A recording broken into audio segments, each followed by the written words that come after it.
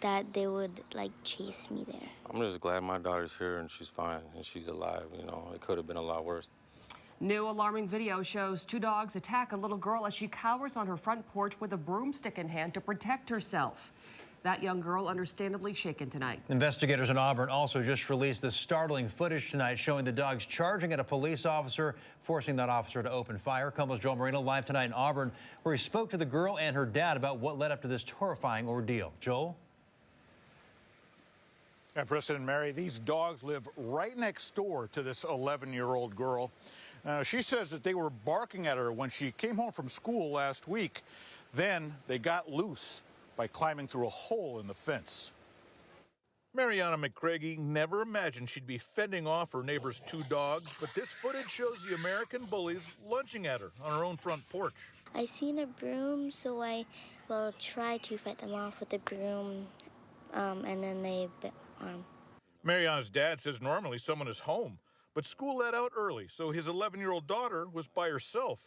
He says the dogs like to bark, but he's never had a problem with them or their owners before. It was just a major accident. You know, maybe they should have double-checked the fence, you know, before they left the dogs unattended in the backyard.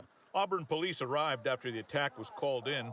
One officer had barely gotten out of his patrol car when the two loose dogs made a wild run at him. We stopped the body camera footage before the officer opened fire. The wounded dog was later euthanized. The other dog was returned to its owner. This is the first time they ever done something like this. Or the first time they ever got out the gate. They've never posed a problem. They're always around kids. Mariana ended up with a bite wound on her arm. She says the whole experience was scary and isn't sure what to think about the surviving dog still being next door. It's fine. I just don't really want that to happen again.